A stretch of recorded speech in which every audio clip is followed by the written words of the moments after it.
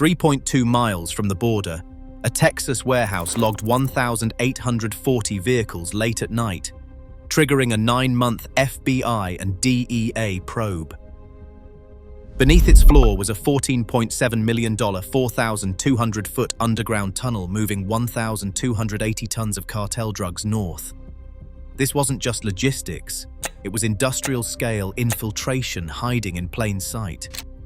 The pattern that changed federal strategy started here. But what tipped off agents before the first warrant was even signed? Federal agents first noticed something off in the data. Overdose deaths in Hidalgo County had spiked 38% in just 6 months, with clusters radiating from neighborhoods near the borderline logistics warehouse. Health department alerts flagged unusually high purity fentanyl, traced back to shipments moving through local freight hubs. But it was the warehouse's graveyard shift that drew the sharpest scrutiny. Shift logs showed a steady parade of trucks, 1,840 vehicles entering after midnight over a 4-month window, far beyond the company's reported volume.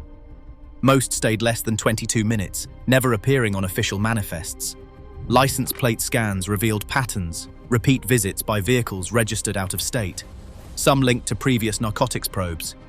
Surveillance teams rotated in and out, logging every entry and exit, cross-referencing with public health data and warehouse staffing rosters.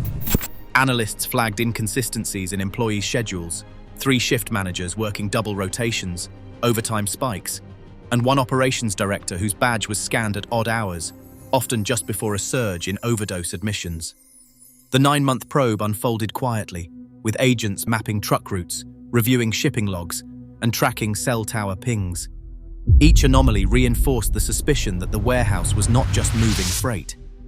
The question was no longer if something was hidden, but how deep it went, and what exactly was passing through those doors under cover of darkness. Ground-penetrating radar cut through the warehouse floor, revealing a void that should not exist, a continuous reinforced shaft stretching 4,200 feet beneath the city, burrowing 65 feet below ground before surfacing across the border. Forensic engineers traced the tunnel's path in cross-section, concrete walls, LED lighting, an electric rail system, and a climate-controlled ventilation spine running the entire length. Hydraulic lifts and drainage pumps capable of moving 500 gallons per minute kept the passage dry, even during torrential rain. One engineer reviewing the scan data called it the most advanced underground logistics corridor ever mapped on US soil. Payroll records and badge logs gave the next layer of proof. Out of 280 listed employees, 67 were flagged as suspected cartel operatives, embedded at every level, from 3 shift managers to the warehouse's own operations director. Vetting showed dozens of workers had falsified identities or unexplained income surges. Many communicated off-network, using encrypted apps and burner phones registered in Reynosa. Construction records seized from a hidden server detailed a $14.7 million outlay over 19 months. The workforce included 340 laborers, mostly paid in cash, who cycled through in shifts, never working more than 3 days at a stretch. The tunnel had run for 27 months, moving 1,280 tons of narcotics before the breach. Each detail, from the engineering blueprints to the payroll anomalies, left little doubt. This was not a rogue operation, but a fully integrated cartel pipeline hidden in plain sight. With physical evidence in hand and the insider network mapped, agents prepared their application for federal search warrants. Wiretaps intercepted a coded message.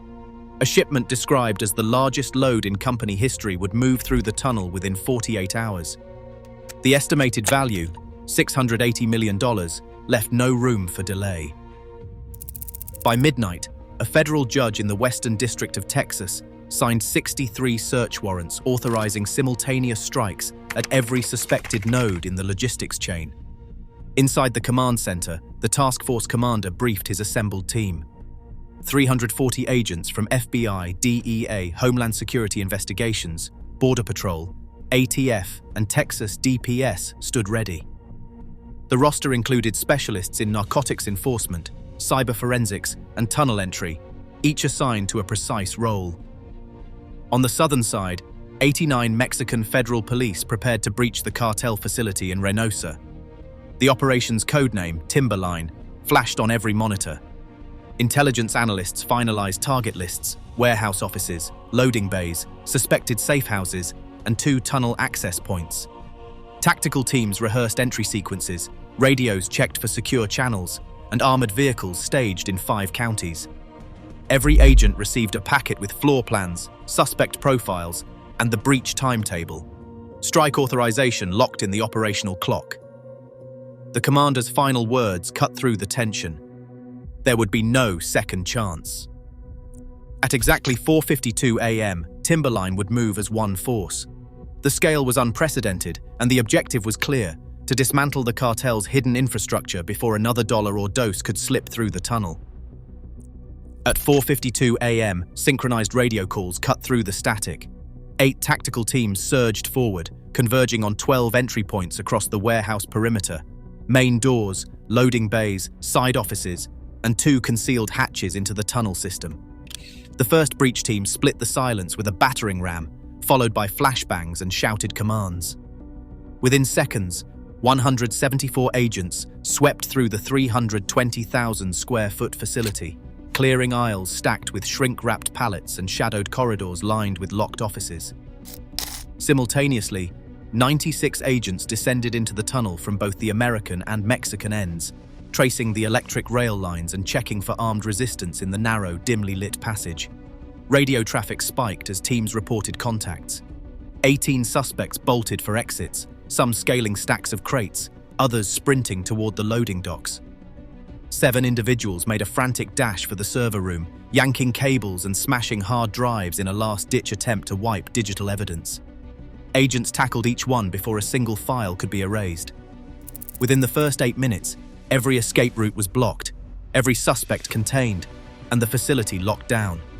Tactical leaders relayed containment metrics: warehouse secure, tunnel entries held, all suspects in custody. The command center logged the all clear, green-lighting forensic teams to begin cataloging evidence. For the first time in nearly 2 years, the tunnel and its surface operations stood silent, under federal control.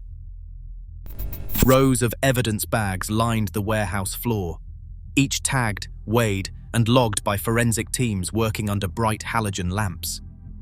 The numbers defied belief: 47.3 metric tons of narcotics, sorted and catalogued in a single sweep.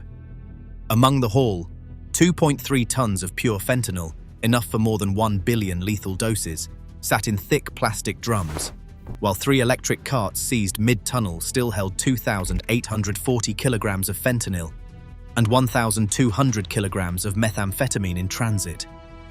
Metal crates packed with 340 assault rifles were stacked beside pallets marked as automotive parts. Containers designed with $2.1 million in X-ray shielding tried to mask the true cargo: 28 tons of cocaine, 11 tons of methamphetamine, 6 tons of marijuana.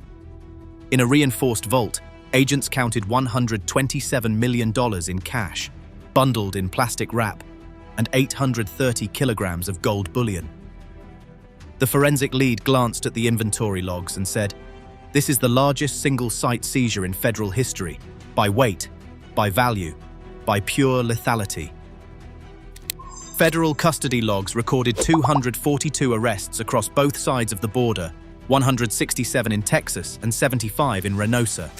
Charge sheets listed 847 felony counts, including conspiracy, trafficking, and money laundering. Among those detained were 16 cartel lieutenants, their combined bounties totaling $41 million, and 89 individuals with prior felonies or fugitive warrants from 11 states. Forensic teams, 127 specialists in all, processed 23 terabytes of data from 214 seized computers and devices, mapping a labyrinth of 340 shell companies funneling billions through 87 foreign accounts. A federal prosecutor detailed the case's reach. 34 defendants now face mandatory life sentences, and the evidence ledger tracks a criminal network that reached into city halls and enforcement agencies. The public health director, Voice Steady, described the immediate fallout. Supply shortages hit 23 major cities, and a $4.8 billion blow to cartel revenue. For the first time, The market felt the shockwave of a pipeline severed at its source. Even as one tunnel is shut, US authorities estimate over 100 active cartel tunnels still burrow beneath the border today. Organized crime adapts faster than enforcement. The next threat is already under construction, hidden, evolving, and waiting. What would you do to stop it?